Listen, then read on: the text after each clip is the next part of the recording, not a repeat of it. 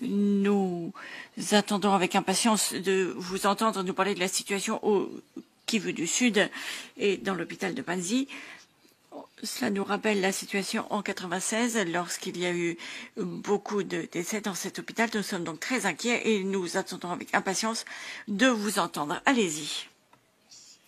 Présidente Votman, je suis très heureux de pouvoir avoir cette opportunité de parler au cours de cette réunion. Je tiens également à remercier Barry Andrews pour m'avoir donné cette opportunité, qui est une opportunité exceptionnelle de pouvoir parler de la situation de la République démocratique du Congo pendant une période très difficile que nous sommes en train de connaître.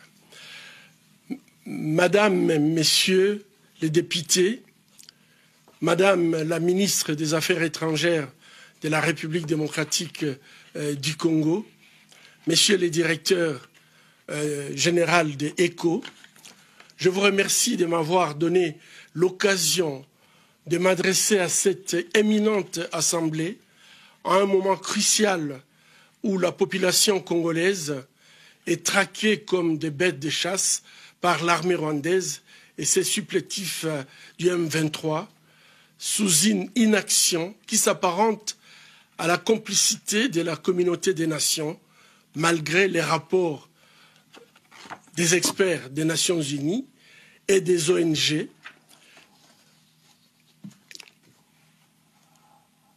La situation à Goma aujourd'hui et au sud Kivu a atteint des niveaux désastreux. Il ne s'agit pas tout simplement d'une crise humanitaire, c'est une guerre délibérée contre des populations civiles innocentes, non armées. Et à l'exemple, c'est des images que nous avons de la prison de Munzenze, où les femmes et les enfants ont été tout simplement violés, tués et après brûlés. On ne parle plus d'une crise humanitaire, c'est une crise de notre humanité. Au moment où nous parlons, des millions de Congolais, en particulier des femmes et des enfants, souffrent des déplacements forcés et des famines, des violences de toutes sortes, y compris les violences sexuelles. La résistance du M23, soutenue par les Rwandais, a entraîné des souffrances inhumaines, inimaginables. La ministre des Affaires étrangères l'a déjà souligné. Je pense que revenir sur le fait qu'aujourd'hui, les hôpitaux de Goma sont complètement débordés. J'étais ce matin avec un collègue avec qui j'ai discuté.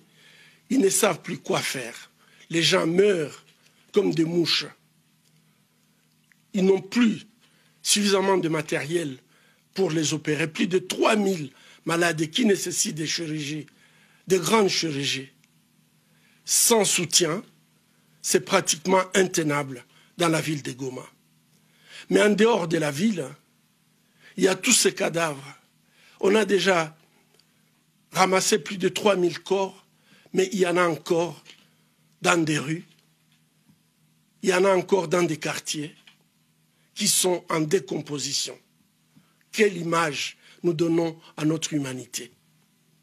Quelle peut être une cause pour que l'armée rwandaise et le M23 agissent de la sorte et que nous ne soyons pas à mesure de prononcer les mots « sanctions ». Cette crise n'est pas nouvelle. Elle s'inscrit dans le cadre d'une guerre d'agression menée depuis des décennies contre le peuple de la République démocratique du Congo, motivée tout simplement par le pillage illégal de nos ressources naturelles. Le Congo, avec ses ressources naturelles, n'a jamais fermé des portes à des personnes qui veulent travailler avec les Congolais, la main dans la main, où les Congolais gagnent et que les entreprises gagnent. Malheureusement, il y a qui pensent qu'il faut absolument obtenir ces richesses du Congo par la voie violente. Et aujourd'hui, malheureusement, on ne peut pas se passer de ces ressources naturelles. On ne peut pas parler de la transition énergétique sans parler du cobalt congolais. On ne peut pas parler des nouvelles technologies, nos smartphones, nos laptops, sans pouvoir parler du coltan tantalum congolais. Il est temps que ces ressources puissent servir l'humanité de manière propre. Cette crise humanitaire est parmi les crises humanitaires les plus négligées de notre temps. Négligées car il y a l'absence des médias. Aujourd'hui, c'est par les réseaux sociaux que nous avons les images. Dans d'autres crises, il y aurait des journalistes qui iraient prendre des informations à la source. Il y a l'absence de volonté politique, puisque nous savons que si cette volonté politique pouvait naître de cette conférence, aujourd'hui, la guerre peut s'arrêter demain. Le Rwanda, ce n'est pas une puissance, ni nucléaire, ni militaire. C'est puisque tout simplement, le Congo se trouve dans un état de faiblesse, un chaos organisé depuis 3 décennies. Et puis, c'est une crise négligée puisqu'il y a une insuffisance d'aide alimentaire. L'année passée, l'appel qui était fait n'a été répondu qu'à 50%. Alors que le Congo compte aujourd'hui plus de 7 millions de personnes qui sont actuellement déplacées. Les 1 million de personnes qui étaient déplacées à Goma, aujourd'hui sont dans la nature. Ceux qui ont été amenés dans leur village, comme l'a dit Madame la ministre, on ne connaît pas qu'est-ce qu'ils sont devenus. Et même si ils n'étaient pas massacrés comme d'habitude, mais la question qui est posée, quelle a été l'organisation pour qu'ils puissent retourner en sécurité dans leur village? Ils n'ont pas cultivé depuis plus de 3 ans. Ils n'ont pas de logement. Il n'y a pas de structure sanitaire pour les accueillir. Toute cette population qui a quitté Goma n'est-elle pas envoyée tout simplement à une mort douce? Mesdames, Messieurs les députés, aujourd'hui nous comptons plus de 25 millions de Congolais qui sont dans l'insécurité alimentaire aiguë, alors que nous avons un pays qui peut permettre des récoltes suffisantes, pas seulement pour le Congo, mais pour toute l'Afrique. La violence sexuelle est utilisée comme arme de guerre. L'ONU a enregistré plus de 90 000 cas de violences sexuelles liées au conflit au Nord Kivu en 2023. Et ça, c'est un chiffre d'une année seulement. Et pour tout le Congo, l'ONU a publié les chiffres de 123 000 viols et violences basées sur le genre en République démocratique du Congo, ce qui représente une femme qui est violée toutes les 4 minutes. À l'hôpital de Panzi et dans les structures où nous prenons en charge les victimes de violences sexuelles, nous sommes désolés de constater qu'il y a de plus en plus des enfants qui sont enceintes, des enfants qui deviennent mères.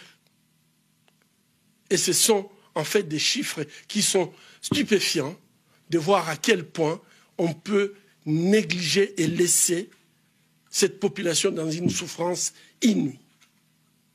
Des communautés entières sont en train d'être détruites à cause des attaques qui sont ciblées contre les civils, en particulier les femmes et les enfants.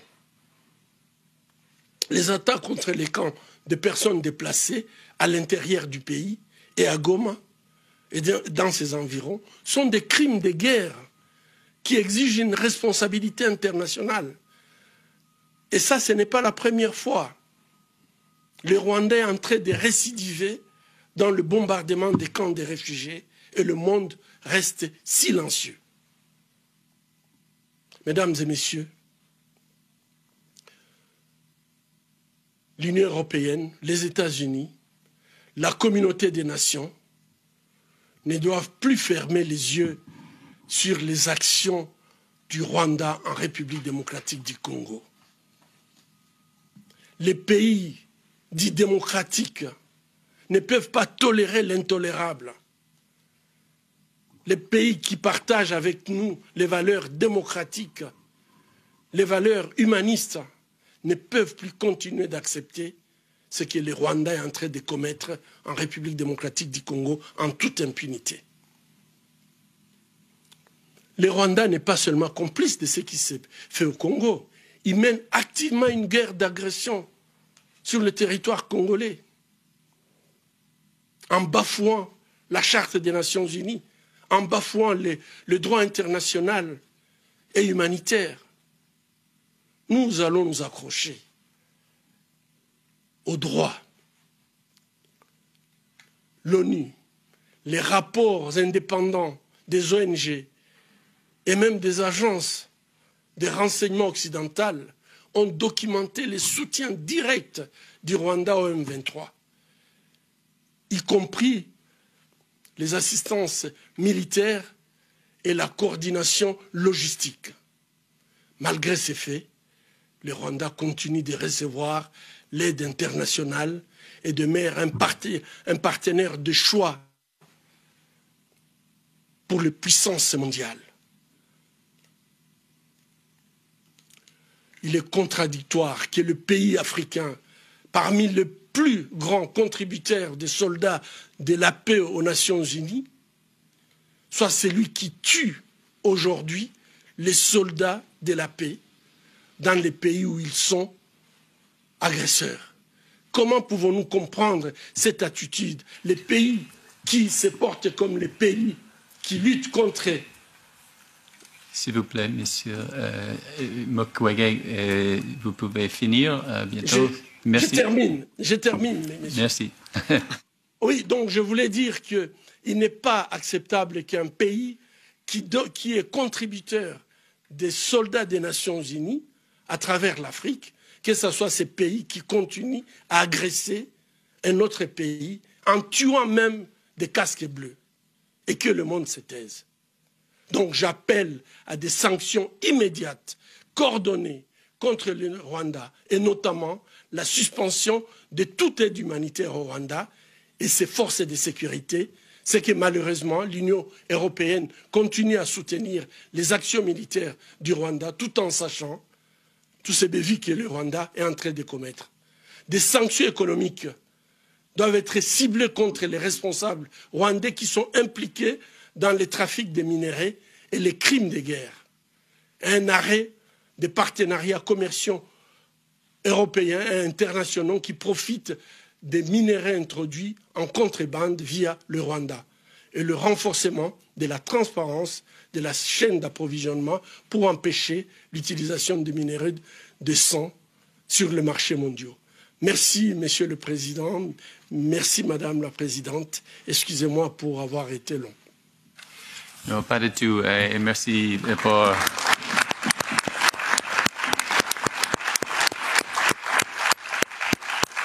Merci pour votre témoignage. OK.